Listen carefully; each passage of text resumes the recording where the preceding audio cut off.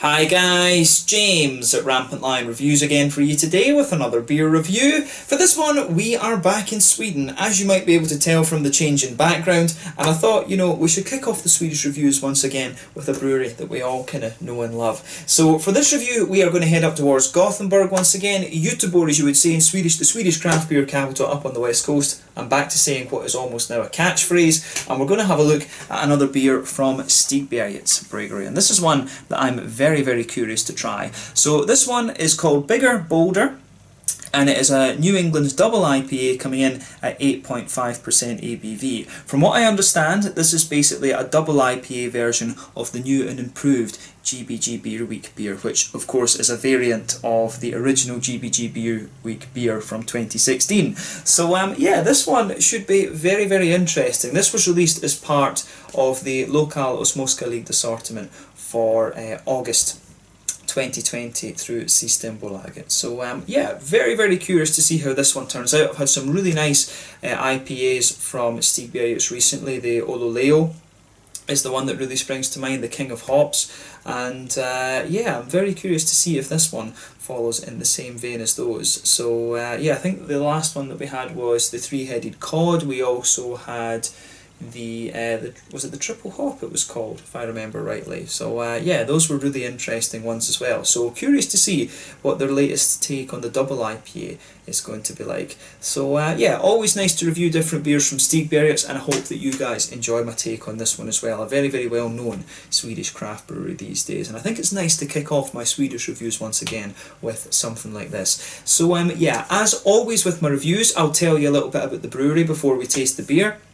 If you want to get straight to the tasting, just fast forward. All the usual links are in the description below. That's the brewery website, the link to my other reviews that I've done from Stigbergets Bryggeri before. This must be review number 30 or so involving this brewery. I've done quite a lot from these guys over the years, and no doubt there will be more coming soon. There's all the usual social media down there as well. If you want to see more reviews, do please consider subscribing to the channel. The whole channel, of course, has a geography-based tagging system, so you can go into the homepage and search for beer based on country, city, state, county, province, prefecture, or whatever it is you're interested in. Do check out the playlist of beers from different countries. There is one there for all the Swedish beers that I've reviewed for you. That's constantly being added to, and as always, please do get in touch and let me know some of the other beers and breweries that you guys would like to see me review. It's always great to hear from you guys that are watching the videos, and the support that you show the channel is hugely appreciated. So anyway, to tell you a little bit about Stigbergets Bryggeri then, on to my brewery notes once again. So Stigbergets Bryggeri, as I've told you on many an occasion, are based in Gothenburg, Göteborg as you would say in Swedish,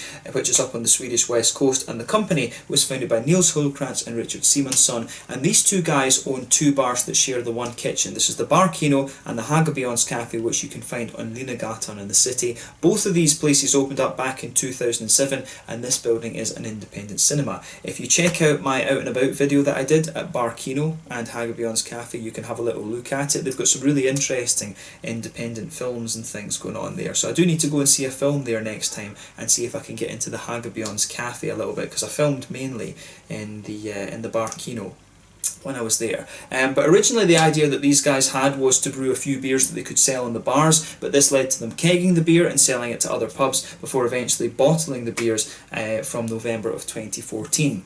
So the original beers that they were brewing were mainly English and German styles, but of course this brewery really made their name when it came to the more hoppy American styles of beer. The original head brewer was Ole Anderson, who is one of the co-owners of OO Brewing, who again are another very nice Gothenburg-based craft brewery, and for a period of time he was replaced by Barnaby Struve. I believe that was back in like 2017, if I'm remembering rightly, and he was one of the three of the vice presidents over at Three Floyds, and I think he only stayed with them for about 3 months. But more recently they've opened up a new brewery at Partihallarna, I think in 2018.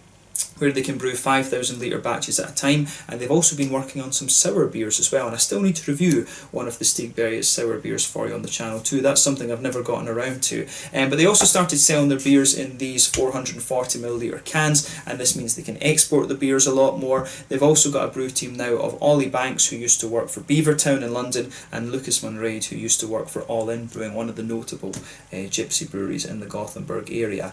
But they open up the brewery every so often as well to host a bar.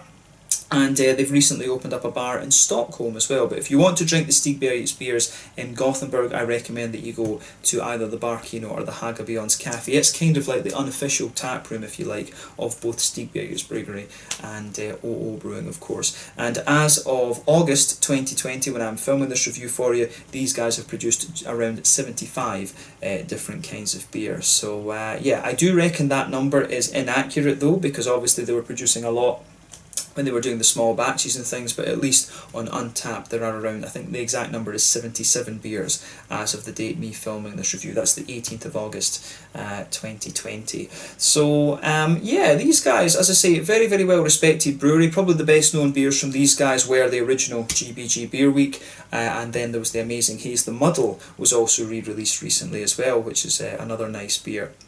So yeah, you've got a whole host of different things that you can try from these guys. Probably my favourite in recent times though has been the Odoleo. That's a very, very nice New England double IPA.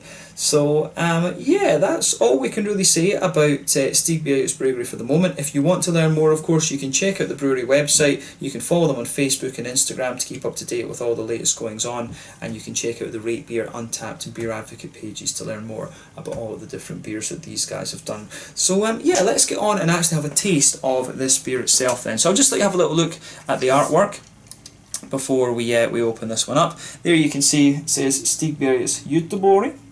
I don't know if this beer will be released in different countries, and maybe they have Gothenburg in English here rather than Göteborg, but yeah, this one, bigger, bolder, New England double IPA. The hops in this one, from what I understand, are Mosaic, Citra and Nelson Sauvin, so a kind of classic hop mix. I believe when they made the new and improved, I think they changed one of the hops in that, if I remember correctly. I can't remember if what the original one actually had in it, the original GBG 16. It might be in Galaxy actually, come to think of it, but or maybe Simcoe. It was something a bit more kind of tropically from what I remember.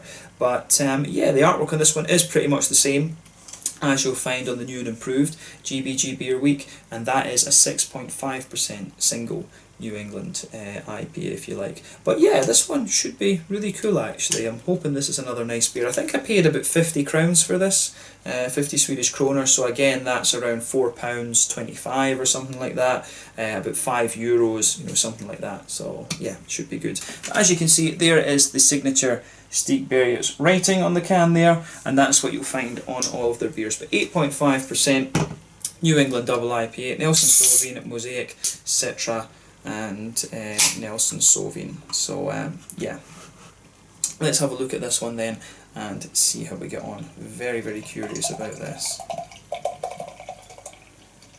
So yeah, this is going to be good. So one thing I've said in quite a few videos, I've always felt with the New England IPAs, and Harry over at Blue Nose Beer Reviews has corrected me on a few things with that. One of the things I always used to say about the New England doubles was I felt that when you get to the 8.5% mark, this is when you really have to put a little bit of like a Carapils or, you know, something like this, and just a slightly sweeter malt, so that the beer, just to kind of level the beer out a little bit, if you like. But you know, there have been a number of breweries that have been doing, you know, the triple New England IPAs and things like that, that are, you know, 10-11% and have been doing a very good job of it. I think when you get, if you only use wheat, oats and kind of pale malt and things like that in a New England IPA, you start to struggle with to cover the alcohol when you go above the 8% mark. So I can really, it's something I would kind of stick with actually. I do think you need a little bit of a slightly sweeter malt base in the New England doubles, and there are breweries that do that very well, like Other Half and things, and I've had a few triple IPAs from Scandinavian breweries as well that have been very nice, like Brewski did a very good one recently. But yeah, the New England double IPAs for me, these are very nice, and I'm hoping that this is another very good one from Stigbergets. And these beers get progressively more hazy with the oats and the wheat and things as you go up the alcohol scale. But as you can see with this one, this is poured a really nice, I'd say that this one's a kind of medium yellow. It looks a little bit like a kind of peach juice or pineapple juice kind of kind of colour there. This one, you can see when we poured this beer, there was probably about a half, 3/4 finger of it was quite a bumpy white head that came out of this one. That's just fading away to be a very thin foamy layer just now. Maybe this one isn't too heavy on the wheat. Of course, wheat is something that helps the beer really retain its head. If I put my fingers behind the glass, you can see this one is pretty much hazy as hell. which is kind of what you expect, as I say, from when you go up the alcohol scale with the New Englands. They're going to get progressively more hazy. But yeah, one or two big bubbles sticking towards the side of the glass there, a few little ones going up towards the bottom of the head there, but you know, overall it looks very, very nice. So yeah, this one I think should be a very interesting beer. Nothing overly surprising about this beer in terms of its appearance. Let's have a closer look at the aroma and just see how we get on with this one. Oh yeah, that smells pretty good, I have to say. Yeah, this one to me, it actually smells very... it's got a really quite sharp aroma to it, to be honest with you. It's the fruits and the aromaticity of the hops that are really jumping out at me with this beer. So yeah, we maybe need to let my nose adjust to it a little bit before we kind of start looking at the malts. But yeah, let's look at the hops a little bit. So straight away with this one, you've got those lovely fruity characters coming out of it at you. Oh, and I think this one's going to have a little bit of sweetness, a little bit of that Werther's Originally type sweetness to the malt base. I can smell that already, and I hope it does, because I love that in beers. As I've said, two of the best New Englands that I've had in recent times. It was the Hey Femme from, oh wait a second, that was Dry and Bitter. Yeah, the Hey Femme from Dry and Bitter, that was beautiful. And then the Ololeo from Stigbergets, and the King of Hops was quite similar to that as well. And you can smell a little bit of that sweetness coming out of the malt base in this one. So yeah, I think the nose is opening up a little bit to the malt base, so let's just change and look at the malt base then. So with this one, you do get a little bit of the wheaty bitiness out of it, but at the same time you've got a bit of that thicker kind of white bready quality in there. But on top of that, I think the oats really take a bit of a back seat in the aroma here. I think the oats, you don't get so much of the oaty creaminess out of this one, I don't think. Yeah, to me the malt base comes across as a little bit more wheaty and bitey. You've got a bit of that kind of slightly thicker white bready note, and you've also got that slightly kind of Werther's Original type aroma coming out of this one, which is quite nice. There is a wee touch of a wee bit of a, it's not quite caramel, it is more of like a kind of fudgy, butterscotchy, Werther's Originally type note that comes in. I'm always hesitant to say butterscotch, because that's usually diacetyl, and that's not really a thing you want in your beers. But this one does have a little bit of a kind of Werther's Originally type vibe to it, I have to say. So yeah, the aroma of this one I think is really nice. Some of these bigger, boozier New England doubles can be very nice too. This one, if I was blind smelling this, with the sweetness that it has, I would probably mistake it for being a triple IPA. If I was blind smelling it, it does come across as very thick in the aroma, I have to say. But yeah, I do like the malt base this one has, but for me the oats definitely take a back seat in this one. Although, you know, when you say that, yeah, this is more of a bready, wheaty, and kind of Werther's Originally smelling malt base in this beer. But yeah, on the hoppy side of things then, like I say, it's the floral aromaticity and the fruits that really jump out at you with this one. If you smell it a little bit more deeply, you will get a little touch of the earthiness, which is one of the trademarks of the Mosaic. But there's a hell of a lot of floral aromaticity to this beer, and you're going to get that from these hops. I mean, Nelson Sauvin can be up to like 16% alpha acid, which you would never think, because you know you always associate that hop with the white, green, grapey kind of flavours. You know, Citra can usually be like 13-14%, and Mosaic is roughly around that as well, 13-14%. But yeah.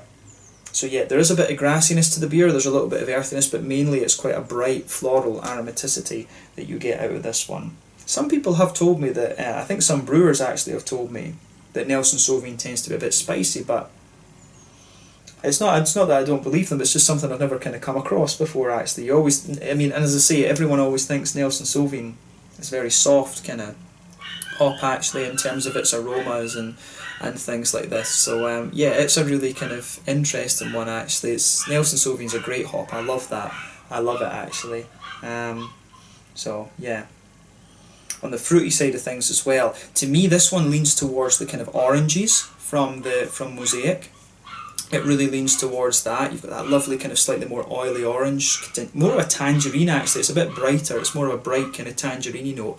But you've got a little bit of the stronger passion fruit that you would expect from the Citra. You've got a wee bit of a kind of mangoey note there. But I think the Citra leans towards the passion fruit a bit more in this one. So you can kind of get the the oily orange tangerine notes and the passion fruit just balancing each other out. The Nelson Sauvin, I think, you get a little bit of that. It's almost on the dead front of your nose. The Nelson Sauvin, the lighter white, green, grapey notes that you get from Nelson Sauvin, they're pretty much right on the dead front of your nose. And they come out almost as like an afterthought, to be honest with you. The Nelson Sauvin, I think, is the thing you get in the latter part of the aroma, if that makes sense. But yeah, this is a very nice smelling double IPA, I have to say. I really like how this one goes together. The aroma here is really nice. It's a bit nostalgic, actually. I think it does remind me of when I tried the original GBG Beer Week beer. I still remember that. That was one of the first Stigbergets beers I reviewed. I think I'd maybe only reviewed one or two from those guys before that. But I think I reviewed Narangi at the same time, and maybe the Amazing Haze actually came out at the same time as well. I can't quite remember. But yeah, this one should be very, very nice. So yeah, this one is the bigger, bolder, and 8.5% New England's double IPA, a special version, if you like, a big brother version of the original GBG Beer Week 2016 beer, or I guess more accurately, the new and improved GBG Beer Week beer. Looking forward to this one. So take a good time to have a look at the aroma here, because it is very nice, but we're going to taste this one now. Let's get stuck into it. Slàinte, skål.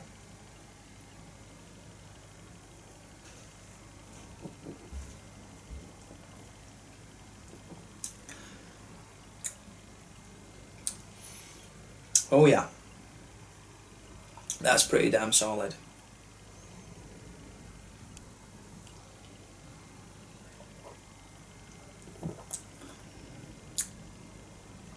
Yeah, have a go with this one if you get the chance. This is really good. I think this one is pretty much. I think this one is as good as the Odoleo and the King of Hops. I find it a little bit boozier though. First impression of this beer is it does come across as just a little bit boozier. I can't remember if Odoleo was a triple IPA. I honestly can't remember. I think Odoleo might have been heavier in the alcohol than this one. But yeah, this is quite nice actually. Well, I say it's quite nice, it's very nice, I have to say. But yeah, this is another solid beer from Stigbergets. You are going to enjoy this one, and there's no sediment at the bottom of the can either. So yeah, in good shape this one. And yeah, and I think one of the things you always have to watch, I think breweries are a bit more conscious of this now. I always felt with the New Englands that you had to maybe give them about 10 days in the can just to let some of the green drop out of them, and I think this one's in very good condition at the moment. So yeah, this is pretty solid. Obviously, my review of this one is a little bit delayed because I was in Estonia, but yeah, this is another lovely beer from Stigbergets, so thumbs up to them for this.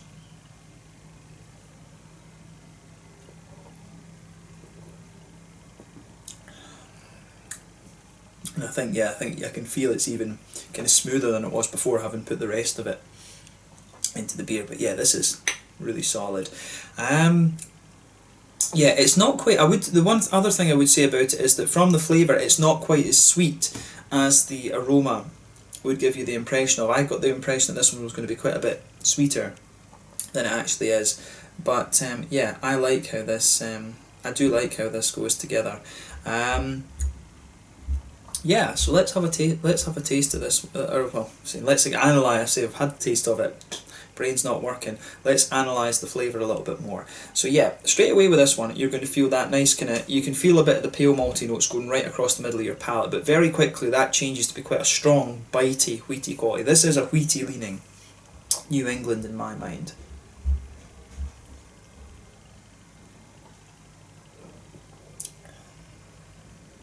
You do get a bit of the oaty creaminess out of it, but definitely when you go towards the back third of your palate, you can feel there's a bit of it's got a smooth kind of white bready base to it. You can feel it kind of thickening up a little bit, and you do have some of the kind of bitier elements of the wheat pushing their way out of this one.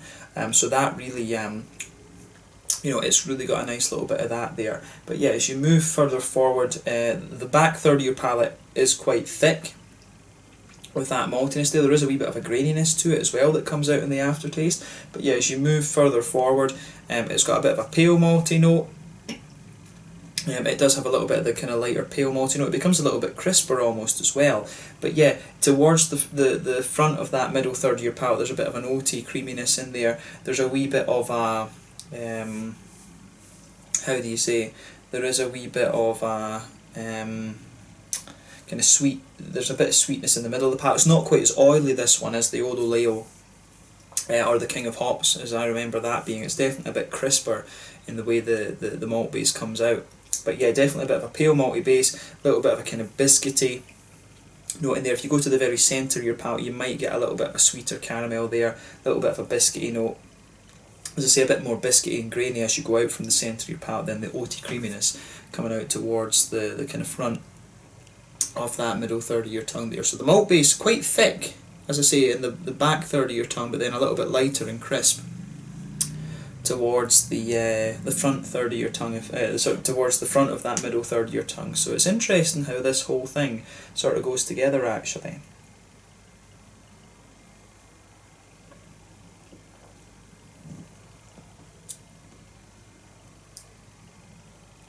Yeah, this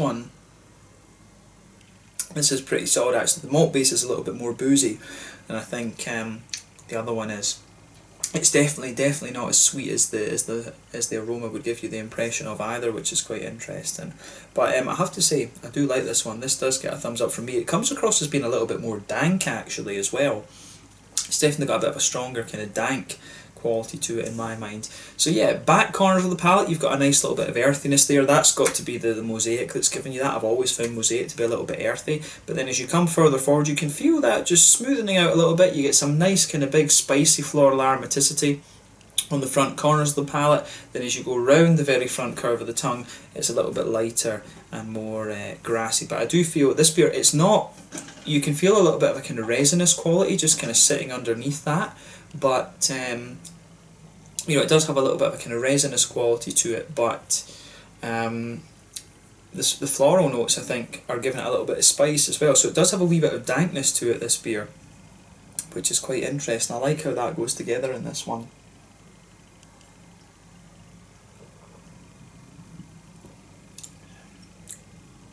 So yeah, the fruitiness of this beer, that's something I find that really, the fruitiness in this one really mellows out for me as you go further into this one. It's got a lovely balance between being very juicy, as you would expect from the New England IPA, but I think it develops just a wee touch of oiliness as you go further into the flavour as well. So I really like how this one does its thing.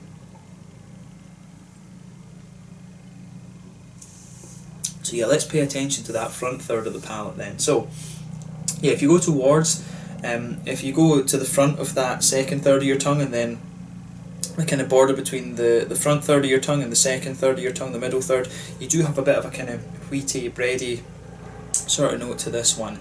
So at the back of the front third of your tongue, it's got a little bit of that darker kind of passion fruity note there. As you move further forward from that, it does become a little bit more mango-like. That's your kind of classic trait of the Citra hop. As you move further forward from that, you start to get the kind of orangey, tangerine notes from this one. That's the mosaic. You can feel the distinct kind of slightly oily notes of that tangerine orangey flavour. It's almost like a little kind of ball, if you like, a little kind of island on the very kind of front tip of your tongue. As you go further into the aftertaste, you will start to get an almost lemon limey type quality out of this one.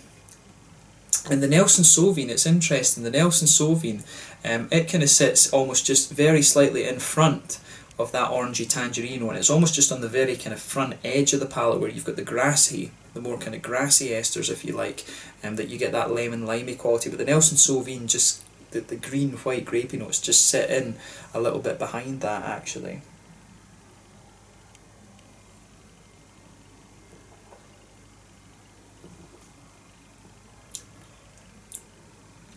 So yeah, it's really nice how that side of it plays out as well. Yeah, the fruitiness, for me, the fruitiness that this beer has, that balance between oiliness and juiciness, I think comes out really well. The malt base is really pretty nicely done too. So I do like how this goes together.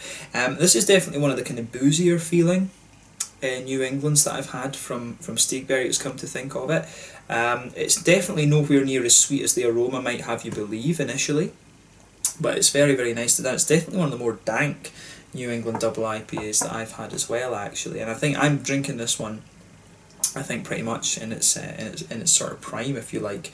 So yeah, that's an interesting point to make about this one as well.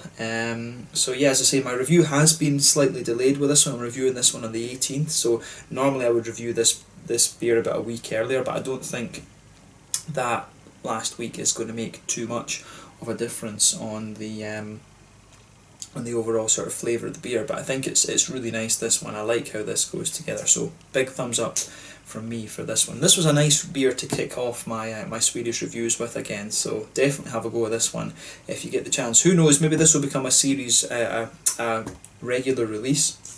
I don't know about that, but I think they have done a nice job of this one. Does it top the Ololeo? I'm not sure about that. I think I do. I think the Ololeo, I think, is still the New England for me that Stigbergets have done. The other ones that they've done, the three-headed cod, the triple hop, this one, they've all been really, really good. But I think the Ololeo, I think the Ololeo really is just the one that I've enjoyed very much, and the King of Hops wasn't too far behind that actually. So yeah, definitely worth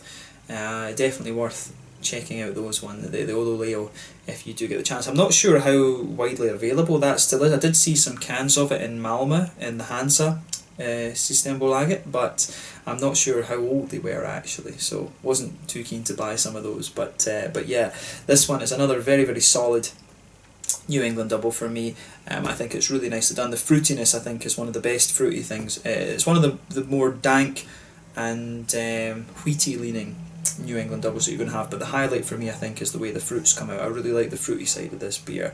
So yeah, let's leave it at that for the tasting side of this. But yeah, in terms of the mouthfeel,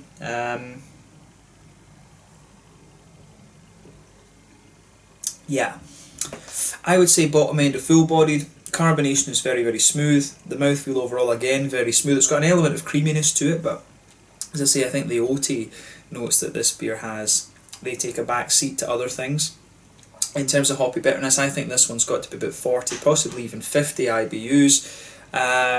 Like I said, the carbonation is very smooth on this one. The malt base is quite smooth. There is a little degree of sweetness to it, but not too much. Good bit of dankness. Then the fruits are balanced between being juicy and very slightly oily the further you go into the aftertaste. But yeah, another lovely IPA from these guys. And yeah, you should give this a go if you get the chance. But let's leave it at that. Thank you again for watching my beer reviews. Until the next time, please like, subscribe, share, all the usual YouTube stuff. Let me know your own thoughts on this beer in the comment section below. Let me know what your favourite beers are from Stigbergets Bryggeri as well. It's been cool to return to this one as my first Swedish review in what feels like a little while. But thank you again for watching, and I will catch you guys very soon. Make sure you check out my social media, make sure you check out Stigbergets Bryggeri, and we will return to these guys very soon. This one was the bigger, bolder New England Double IPA, a special version of the new and improved GBG Beer Week beer, originally based on the GBG Beer Week beer that Stigbergets did back in 2016. Till the next time, Slanja just now, and I'll catch you guys later. Slanja, skål, make sure you check out Stigbergets and have a go at bigger, bolder New England Double IPA. Cheers.